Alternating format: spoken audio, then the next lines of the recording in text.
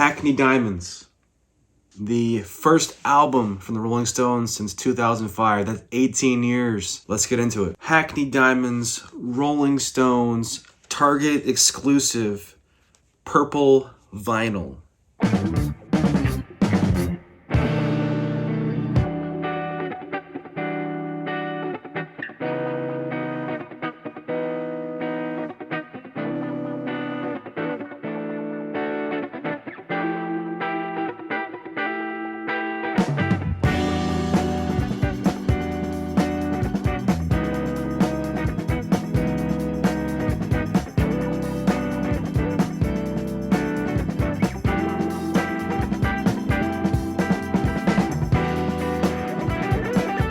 The Rolling Stones are pushing 80 years old, so how does the album sound? The album sounds like a brand new version of the Rolling Stones.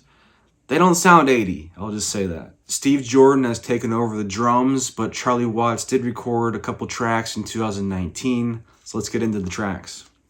Angry was the first release and the first track on side A, and I really like it. It's a really fun, upbeat. A highlight for me is the guitar solo in the middle. I love how it just lets Keith's guitar roll throughout the track, and has that classic Rolling Stones chant, angry. Track 2 features Elton John on piano. It's called Get Close. Also includes a kick-ass saxophone solo. Depending on You is the third track. Mick and Keith, their vocal harmonies shine here. It's a great track, lovely love ballad. One of the great lyrics from Depending on You is too young for dying, too old to lose. Just love that lyric. Bite My Head Off features Paul McCartney on bass, and we get a badass solo from him where Mick says, "Take it away, Paul," in the track, and it just seems like a fun jam session that they had. This is also an explicit track for the Rolling Stones. There is a couple of F-bombs, and it's a sort of a heavier rock song, so it's a lot of fun. Whole Wide World is the Rolling Stones Against the World, and it's a slower piece, but it's still very good. It also has a unique rock solo for the Stones. It seems a little bit of a heavier rock. We end side A with Dreamy Skies, which is a throwback folk country type feel of isolation and gotta get away from it all. Moving on to side B, we have Mess It Up, which is one of the highlights for me early on. This is one that you're gonna want to get up and dance to. Mess It Up seems like the next single from this album. It's got upbeat, it's got Jagger's lower tones, higher tones, just a fun jam song, and guitar licks are just amazing in this. And also, this is one of the 2019 tracks from Charlie Watts that he was able to drum on, so you have that aspect too. Live by the Sword is another one that features Charlie Watts on the drums. Elton John as well on piano.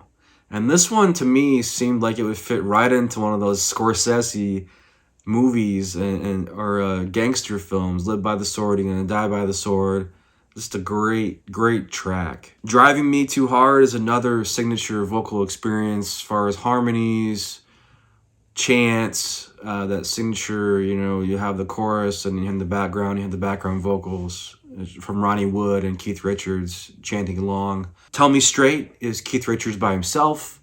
Short little love ballad, cry out for the truth. Just tell me straight, man. Sweet Sound of Freedom featuring Lady Gaga. Now, when I first heard this track was going to have Lady Gaga and Stevie Wonder, I was very curious. Was this going to be Lady Gaga splitting vocals with Mick Jagger?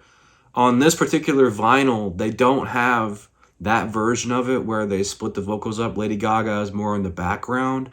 There is another version that was released digitally, and it might be on the CD, but where they split some of the verses with each other. So there's different variations of Sweet Sounds of Freedom. Great track here. Stevie Wonder's on the piano, and it's got a great ending at the end. At the end, there's a little bit of a jam session where Mick Jagger goes high vocals, Lady Gaga goes high vocals, that kind of dueling vocals there. It's a great blend, and I imagine that they probably came up with that sort of showdown between vocals in the recording session, which makes it a lot more fun. Hackney Diamonds ends with Rolling Stones Blues, which is a Muddy Waters cover. Really enjoyed this track to close it out. Kind of gives a bow on it as far as the band's name is the Rolling Stones, and what better song to have at the end of your album than Rolling Stones Blues. Overall, I have to give Hackney Diamonds a outstanding grade. I mean, I really enjoyed it. This vinyl looks amazing. For some reason, Mick Jagger and Keith Richards, they still sound really damn good. So I'm happy they made this album, and I don't regret buying it at all. What did you guys think of Hackney Diamonds by the Rolling Stones? Have you listened to it? Are you looking forward to it? Let me know below in your comments your thoughts. And as always, this has been Return the Disc. I'm Dan.